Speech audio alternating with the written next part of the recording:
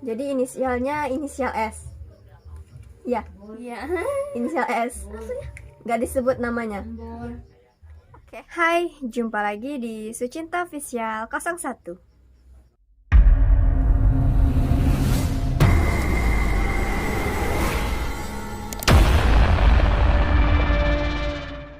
Terima kasih untuk kalian yang sudah klik video ini, dan sesuai dengan thumbnail dan video yang akan aku berikan kepada kalian ini, aku akan menceritakan sebuah kisah horor dari teman aku.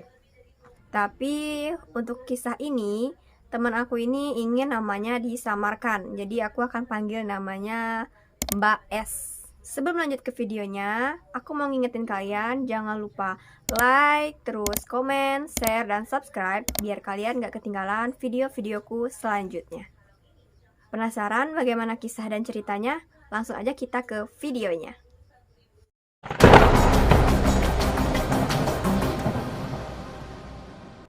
Cerita ini dimulai dari waktu itu teman aku itu umurnya sekitar 4 tahun. Dia itu tinggal di suatu kampung, anggap saja nama kampungnya itu Kampung Mekarsari.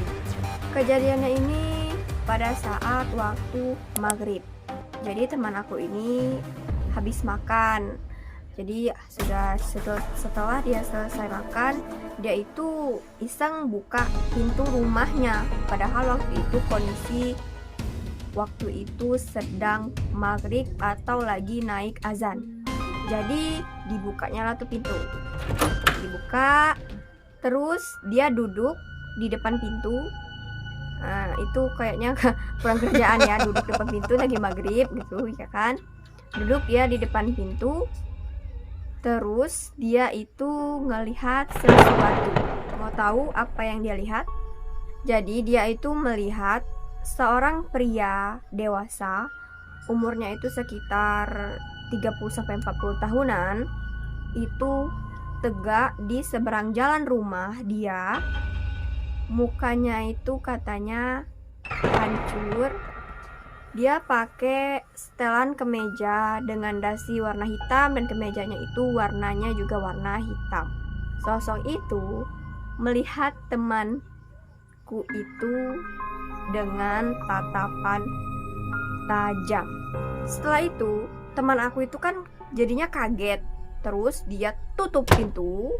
Setelah dia tutup pintu, entah nggak tahu pikirannya di mana. Jadi dia itu keliling ruang tengah tamunya itu. Sebelum dia berhenti itu, jadi dia itu ditegur sama ibunya. Ditegurnya tuh kurang lebih kayak gini. Kamu itu kayak apa sih dari tadi keliling-keliling kayak orang gila. Jadi dia itu akhirnya kan tersadar tuh dan bingung, ini kenapa aku keliling-keliling gitu. Akhirnya karena waktu itu kan dia masih kecil tuh, masih bocah, jadi jiwa-jiwa untuk ingin tahunya itu lebih besar gitu. Jadi dia itu akhirnya buka tirai jendela rumahnya. Waktu dia buka tirainya, dia itu nggak lagi melihat sosok pria dewasa itu tadi. Jadi dia tutup lagi tirai jendelanya. Ya karena masih ada jiwa Penasaran ya kan? dia buka lagi lah tuh tirainya. Mau apa? Mau tahu apa yang dia lihat? Jadi dia itu ngelihat sosok anak kecil umurnya sekitar 3-4 tahunan, sama seusia sama dia, itu di jendelanya begini,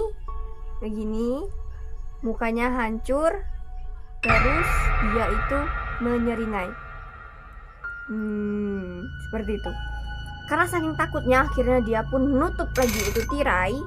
Terus dia akhirnya nangis dan ngadu ke ibunya. Jujur aku gak kebayang itu gimana anak kecil sambil nyeringai kayak gini di depan jendela. Itu pas banget di depan muka kita. Bisa kalian bayangin gimana takutnya dia waktu itu. Apalagi kan emang kalau anak kecil itu emang agak peka sama hal-hal yang begituan. Dan jujur masih kecil pun aku juga pernah mengalami hal seperti itu. Kalau kalian penasaran gimana ceritanya, akan aku ceritakan di next video. gimana pengalaman aku tentang pernah melihat hal-hal yang gak kasat mata saat aku masih kecil. Oke, itulah kisah horor dari teman aku tadi itu, si Mbak S itu. Aku sebut Mbak S itu karena inisialnya S ya, inisialnya itu S. Semoga kisah ini bermanfaat untuk kalian semua. Dan di sini aku bisa berpendapat kalau sebaiknya waktu maghrib itu emang kita harus tutup pintu, jangan lagi melakukan kegiatan di luar rumah. Sebaiknya berdiam dirilah di rumah, melakukan ya untuk yang beragama Islam sholat di rumah, atau yang non muslim juga setidaknya kalau waktu maghrib itu kan tempat lewat dan lalu lalangnya mereka yang gak kelihatan. Oke, sampai di sini dulu video kali ini. Semoga kalian suka dengan video yang aku berikan malam ini. Don't forget to watch my next video and stay happy enjoy.